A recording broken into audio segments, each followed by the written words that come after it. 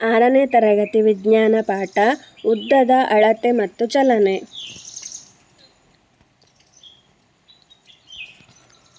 ಹಿಂದಿನ ತರಗತಿಯಲ್ಲಿ ನೀವು ನಿಮ್ಮ ಎತ್ತರವನ್ನು ಹೇಗೆ ಅಳೆದಿದ್ದೀರಿ ಎಂಬುದನ್ನು ಚರ್ಚಿಸೋಣ. ನಿಮ್ಮ ಎತ್ತರವನ್ನು ಅಳೆಯಲು ನೀವು ಏನನ್ನು ಬಳಸಿದ್ದೀರಿ? ಯಾರಾದರೂ ನಿಮಗೆ ಸಹಾಯ ಮಾಡಿದ್ದಾರೆಯೇ? ಮಾಡಿದ್ದರೆ ಅವರು ನಿಮಗೆ ಹೇಗೆ ಸಹಾಯ ಮಾಡಿದರು? ನಿಮ್ಮ ಎತ್ತರವನ್ನು ಕಂಡುಹಿಡಿಯಲು ನೀವು ಕೈ, ಸ್ಕೇಲ್, ಅಳತೆ ಟೇಪ್ ಮುಂತಾದವುಗಳನ್ನು ಬಳಸಿ ಅದನ್ನು ಇತರ ವಸ್ತುಗಳ ಉದ್ದಗಳೊಂದಿಗೆ ಹೋಲಿಸಿದ್ದೀರಿ. ಈ ಪಾಠದಲ್ಲಿ ನಾವು ಅಳತೆಯ ಬಗ್ಗೆ ಇನ್ನಷ್ಟು ಕಲಿಯುತ್ತೇವೆ. ಕತೆ. ವಿದ್ಯಾಳ ತಾತನು ಮನೆಯ ಸುತ್ತಲೂ ಬೇಲಿ ನಿರ್ಮಿಸಲು ಬಯಸಿದರು. ಅದಕ್ಕಾಗಿ ತಮ್ಮ ಪಾದದ ಅಂತರವನ್ನು ಬಳಸಿಕೊಂಡು ಮನೆಯ ಗಡಿಯನ್ನು ಅಳೆಯಲು ನಿರ್ಧರಿಸಿದರು. ವಸ್ತುಗಳನ್ನು ಅಳೆಯಲು ಪಾದವು ನಿಖರವಾದ ವಿಧಾನವೇ? ಏಕೆ ಅಥವಾ ಏಕೆ ಇಲ್ಲ? ಪಾದವು ಪ್ರಮಾಣಿತವಲ್ಲದ ಅಳತೆಯ ಏಕಮಾನವಾಗಿದೆ. ಪಾದದ ಗಾತ್ರವು ವ್ಯಕ್ತಿಯಿಂದ ವ್ಯಕ್ತಿಗೆ ಬದಲಾಗುತ್ತದೆ. ಆದ್ದರಿಂದ ಇದನ್ನು ಅಳತೆಯ ಪ್ರಮಾಣಿತ ಏಕಮಾನವಾಗಿ ಬಳಸಲಾಗುವುದಿಲ್ಲ. ವಿದ್ಯಾ ಶಾಲೆಯಲ್ಲಿ ಕಲಿತಂತೆ ಮನೆಯ ಗಡಿಯನ್ನು ಅಳೆಯಲು ಪ್ರಮಾಣಿತ ಅಳತೆಯ ಏಕಮಾನಗಳನ್ನು ಬಳಸಬೇಕೆಂದು ಅವಳು ತನ್ನ ತಾತನಿಗೆ ಹೇಳಿದಳು. ವಿದ್ಯಾಳ ತಾತ ಮನೆಯ ಗಡಿಯನ್ನು ಅಳೆಯಲು ಯಾವ ಉಪಕರಣವನ್ನು ಬಳಸಬಹುದು? ಸಾಮಾನ್ಯ ಅಳತೆಯ ಉಪಕರಣಗಳು. ನಿಮ್ಮ ಮನೆ ಮತ್ತು ಶಾಲೆಯಲ್ಲಿ ನೀವು ಯಾವ ಯಾವ ಅಳತೆ ಸಾಧನಗಳನ್ನು ನೋಡುತ್ತೀರಿ? ಇದೇನು? ಇದನ್ನು ಯಾವುದನ್ನು ಅಳೆಯಲು ಬಳಸಬಹುದು? ಇದು ಒಂದು ಸ್ಕೇಲ್. ಇದನ್ನು ಚಿಕ್ಕ ವಸ್ತುಗಳ ಉದ್ದವನ್ನು ಸೆಂಟಿಮೀಟರ್ಗಳಲ್ಲಿ ಅಳೆಯಲು ಬಳಸಬಹುದು. ಇವು ಏನು? ಇವುಗಳನ್ನು ಯಾವುದನ್ನು ಅಳೆಯಲು ಬಳಸಬಹುದು? ಇವು ಅಳತೆ ಟೇಪುಗಳು. ಇವುಗಳನ್ನು ಬಟ್ಟೆ, ಮರ ಮುಂತಾದವುಗಳನ್ನು ಅಳೆಯಲು ಬಳಸುತ್ತಾರೆ. ಇವುಗಳನ್ನು ಸಾಮಾನ್ಯವಾಗಿ ದರ್ಜಿಗಳು ಮತ್ತು ಬಡಗಿಗಳು ಬಳಸುತ್ತಾರೆ. ಸ್ಕೇಲ್ನಿಂದ ಅಳೆಯಲು ಸಾಧ್ಯವಾಗದ ವಸ್ತುಗಳ ಉದ್ದವನ್ನು ಅಳೆಯಲು ಇವುಗಳನ್ನು ಬಳಸಲಾಗುತ್ತದೆ. ಇದು ಏನು? ಇದನ್ನು ಯಾವುದನ್ನು ಅಳೆಯಲು ಬಳಸಬಹುದು? ಇದು ಮೀಟರ್ ರಾಡ್. ಇದನ್ನು ಸಾಮಾನ್ಯವಾಗಿ ಬಟ್ಟೆಯ ಉದ್ದವನ್ನು ಅಳೆಯಲು ಬಳಸಲಾಗುತ್ತದೆ. ಇವು ಅಳತೆಗಳನ್ನು ತೆಗೆದುಕೊಳ್ಳಲು ಬಳಸುವ ಕೆಲವು ಪ್ರಮಾಣಿತ ಸಾಧನಗಳಾಗಿವೆ. ಈ ಸಾಧನಗಳಲ್ಲಿ ಸಾಮಾನ್ಯವಾದುದು ಏನು? ಈ ಎಲ್ಲ ಸಾಧನಗಳನ್ನು ಪ್ರಮಾಣಿತ ಏಕಮಾನಗಳಲ್ಲಿ ಉದ್ದವನ್ನು ಅಳೆಯಲು ಬಳಸಬಹುದು. ನೆನಪಿಸಿಕೊಳ್ಳಿ.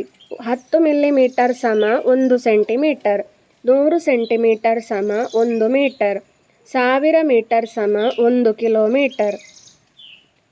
ಯೋಚಿಸಿ, ಈ ವಿಭಿನ್ನ ಸಾಧನಗಳು ಅಳತೆಗಳನ್ನು ಯಾವ ಯಾವ ಪ್ರಮಾಣಿತ ಏಕಮಾನಗಳಲ್ಲಿ ದಾಖಲಿಸಬಹುದು? ಸ್ಕೇಲು. ಇದನ್ನು ಉದ್ದವನ್ನು ಸೆಂಟಿಮೀಟರ್ ಮತ್ತು ಮಿಲಿಮೀಟರ್ಗಳಲ್ಲಿ ಅಳೆಯಲು ಬಳಸಬಹುದು. Metre rod. ಇದನ್ನು ವಸ್ತುಗಳನ್ನು ಮಿಲಿಮೀಟರ್, ಸೆಂಟಿಮೀಟರ್ ಮತ್ತು ಮೀಟರ್ಗಳಲ್ಲಿ ಅಳೆಯಲು ಬಳಸಬಹುದು. ಅಳತೆ ಟೇಪ್. ಇದನ್ನು ಉದ್ದವಾದ ವಸ್ತುಗಳನ್ನು ಮಿಲಿಮೀಟರ್, ಸೆಂಟಿಮೀಟರ್ ಮತ್ತು ಮೀಟರ್ಗಳಲ್ಲಿ ಅಳೆಯಲು ಬಳಸಬಹುದು. ವಿದ್ಯಾಳ ತಾತ ತನ್ನ ಮನೆಯ ಗಡಿಗಳನ್ನು ಅಳೆಯಲು ಇವುಗಳಲ್ಲಿ ಯಾವ ಸಾಧನಗಳನ್ನು ಬಳಸಬಹುದು? ವಿದ್ಯಾಳ ತಾತನು ಈ 3 ಸಾಧನಗಳಲ್ಲಿ ಯಾವುದನ್ನಾದರೂ ಬಳಸಬಹುದು. ಆದರೆ ಸ್ಕೇಲ್ ಅಥವಾ ಟೈಲರ್ನ ಅಳತೆ ಟೇಪನ್ನು ಬಳಸಿದರೆ ಹೆಚ್ಚು ಸಮಯ ತೆಗೆದುಕೊಳ್ಳುತ್ತದೆ ಮತ್ತು ಅಳೆಯುವಾಗ ದೋಷಗಳ ಸಾಧ್ಯತೆ ಇರುತ್ತದೆ.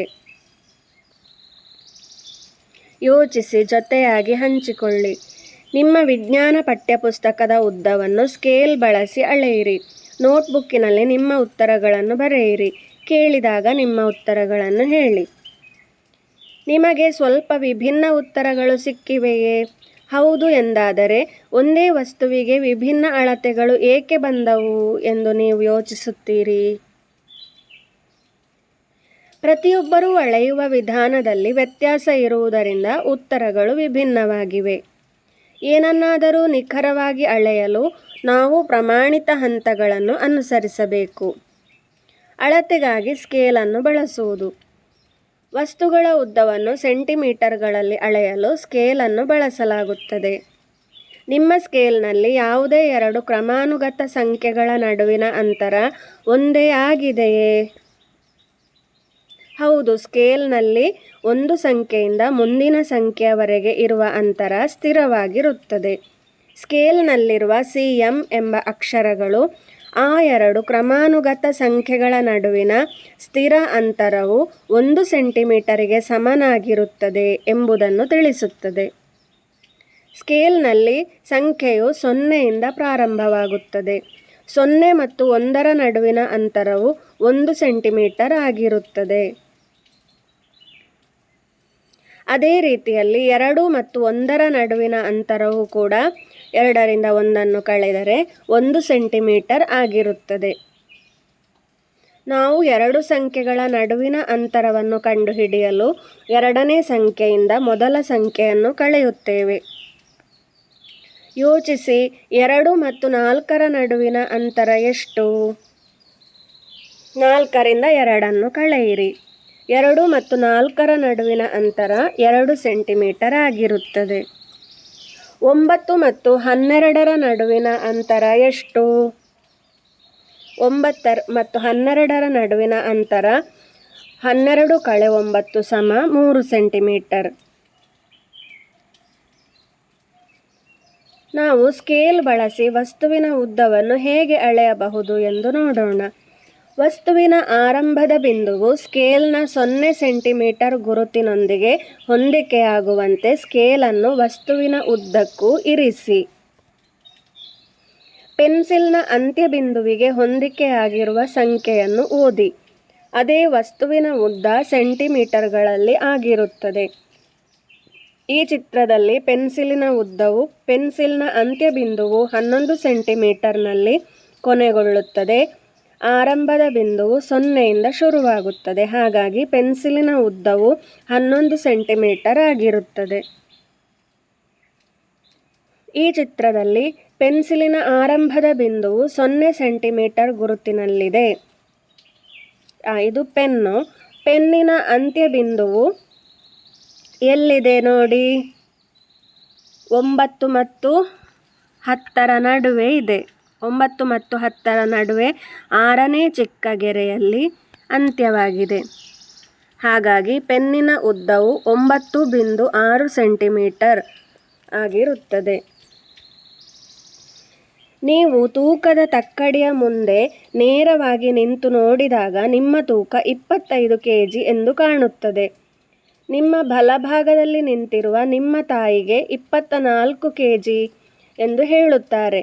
ನಿಮ್ಮ ಎಡಭಾಗದಲ್ಲಿ ನಿಂತಿರುವ ನಿಮ್ಮ ತಂದೆ 26 kg ಎಂದು ಹೇಳುತ್ತಾರೆ.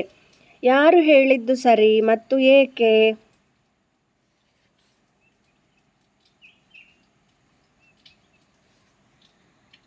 ಚಿತ್ರದಲ್ಲಿರುವ ತೂಕದ ತಕ್ಕಡಿಯನ್ನು ನೋಡಿ.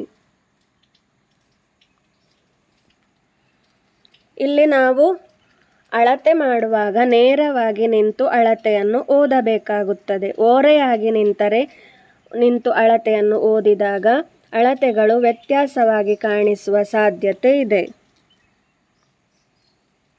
ಈ ಚಿತ್ರದಲ್ಲಿ ಕ್ರೇಯಾನ್ನ ಉದ್ದ ಎಷ್ಟು ಎಂದು ಹೇಳಬಹುದೇ?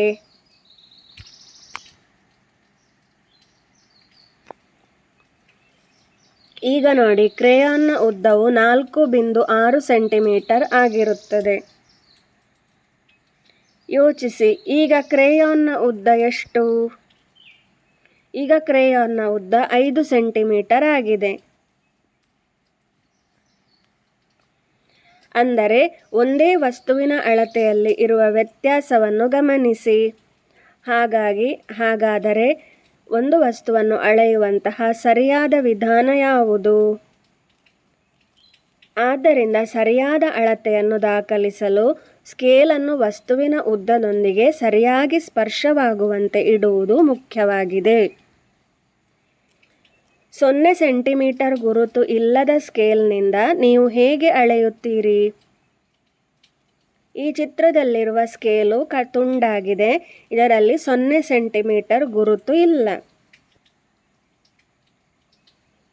ಈಗ ನಾವು 0 ಸೆಂಟಿಮೀಟರ್ ಗುರುತು ಇಲ್ಲದ ಸ್ಕೇಲಿನಲ್ಲಿ ವಸ್ತುವಿನ ಆರಂಭ ಬಿಂದುವನ್ನು ಮುಂದಿನ ಸ್ಪಷ್ಟ ಪೂರ್ಣ ಗುರುತಿಗೆ ಹೊಂದಿಸಿ. ಇಲ್ಲಿ 0 ಇಲ್ಲದಿದ್ದರೆ 1 ಸೆಂಟಿಮೀಟರ್ ಇದೆ. ನಾವು 1 ಸೆಂಟಿಮೀಟರ್ನ ಎದುರು ಆರಂಭದ ಬಿಂದುವನ್ನು ಹೊಂದಿಸಬೇಕು. ಇನ್ನು ಅಂತ್ಯ ಬಿಂದು ಇಲ್ಲಿ 6 ಸೆಂಟಿಮೀಟರ್ ಇದೆ. ನಾವು 1ರಿಂದ ಶುರು ಮಾಡಿದ ಕಾರಣ 6ರಿಂದ 1 ಕಳೆಯಬೇಕು. ಕ್ರೇಯಾನ್ನ ಉದ್ದ 6 - 1 = 5 ಸೆಂಟಿಮೀಟರ್ ಆಗುತ್ತದೆ. ಅಳತೆಗಳನ್ನು ತೆಗೆದುಕೊಳ್ಳುವಾಗ ನಾವು ನಿಲ್ಲುವ ಸ್ಥಳವು ವ್ಯತ್ಯಾಸವನ್ನು ಉಂಟು ಮಾಡುತ್ತದೆಯೇ? ಕ್ರೇಯಾನ್ನ ಅಳತೆಯನ್ನು ದಾಖಲಿಸುವಲ್ಲಿ ಉಂಟಾಗುವ ದೋಷವನ್ನು ನೀವು ನೋಡುತ್ತೀರಾ? ನೋಡಿ, ಪ್ರತಿಯೊಬ್ಬರೂ ಬೇರೆ ಬೇರೆ ಅಳತೆಗಳನ್ನು ನೋಡುತ್ತಿದ್ದಾರೆ. ಅಳತೆ ತೆಗೆದುಕೊಳ್ಳಬೇಕಾದರೆ ಬಿಂದುವಿನ ಮುಂದೆ ನಿಮ್ಮ ಕಣ್ಣು ನಿಖರವಾಗಿ ಇರುವುದು ಮುಖ್ಯ. ಇಲ್ಲವಾದರೆ ಅಳತೆಗಳನ್ನು ತೆಗೆದುಕೊಳ್ಳುವಾಗ ಇದು ಸಾಮಾನ್ಯ ತಪ್ಪುಗಳಲ್ಲಿ ಒಂದಾಗಿದೆ ಮತ್ತು ಇದನ್ನು ಪ್ಯಾರಲ್ಯಾಕ್ಸ್ ದೋಷ ಎಂದು ಕರೆಯಲಾಗುತ್ತದೆ. ಸಾರಾಂಶ: ಅಳತೆಗಳನ್ನು ತೆಗೆದುಕೊಳ್ಳುವಾಗ ದೋಷವನ್ನು ಕಡಿಮೆ ಮಾಡಲು ಈ 3 ಹಂತಗಳನ್ನು ಅನುಸರಿಸಿ. ವಸ್ತುವನ್ನು ಅಳತೆ ಉಪಕರಣದ ಉದ್ದಕ್ಕೂ ನಿಖರವಾಗಿ ಇರಿಸಿ. ಅಳತೆ ಉಪಕರಣದ ಮೇಲಿನ ಆರಂಭಿಕ ಬಿಂದುವನ್ನು ಮೊದಲ ಸಂಖ್ಯೆಯ ಗುರುತಿಗೆ ಹೊಂದಿಸಿ. ಅಳತೆ ತೆಗೆದುಕೊಳ್ಳಬೇಕಾದ ಬಿಂದುವಿನ ಮುಂದೆ ಕಣ್ಣನ್ನು ನಿಖರವಾಗಿ ಇರಿಸಿ. ಯೋಚಿಸಿ ಜೊತೆಯಾಗಿ ಹಂಚಿಕೊಳ್ಳಿ. ನಿಮ್ಮ ಪೆನ್ಸಿಲ್ ಬಾಕ್ಸ್ನಲ್ಲಿರುವ ವಿವಿಧ ವಸ್ತುಗಳ ಉದ್ದವನ್ನು ಸ್ಕೇಲ್ ಬಳಸಿ ಅಳೆಯಿರಿ. ವಸ್ತುವಿನ ಹೆಸರನ್ನು ಮತ್ತು ಅದರ ಅಳತೆಯನ್ನು ಈ ಕೋಷ್ಟಕದಲ್ಲಿ ಬರೆಯಿರಿ. ಮನೆ ಕೆಲಸ: ನಿಮ್ಮ ಎತ್ತರ ಎಷ್ಟು? ನೀವು ಮನೆಯಲ್ಲಿ ನಿಮ್ಮ ಎತ್ತರವನ್ನು ಹೇಗೆ ಅಳೆದಿದ್ದೀರಿ? ಸರಿಯಾದ ವಿಧಾನವನ್ನು ಬಳಸಿಕೊಂಡು ಇನ್ನೊಮ್ಮೆ ನಿಮ್ಮ ಎತ್ತರವನ್ನು ಅಳೆಯಲು ಪ್ರಯತ್ನಿಸಿ. ನಿಮ್ಮ ಮನೆಯಲ್ಲಿ ನಿಮ್ಮ ಎತ್ತರವನ್ನು ಗೋಡೆಯ ಮೇಲೆ ಗುರುತಿಸಿ. ನೀವು ಎಷ್ಟು ಬೆಳೆಯುತ್ತಿದ್ದೀರಿ ಎಂಬುದನ್ನು ತಿಳಿಯಲು ಈ ಅಭ್ಯಾಸವನ್ನು ಪ್ರತಿ ಕೆಲವು ತಿಂಗಳಿಗೊಮ್ಮೆ ಪುನರಾವರ್ತಿಸಬಹುದು. ಮುಂದಿನ ತರಗತಿಯಲ್ಲಿ ಭೇಟಿಯಾಗೋಣ. ಧನ್ಯವಾದಗಳು.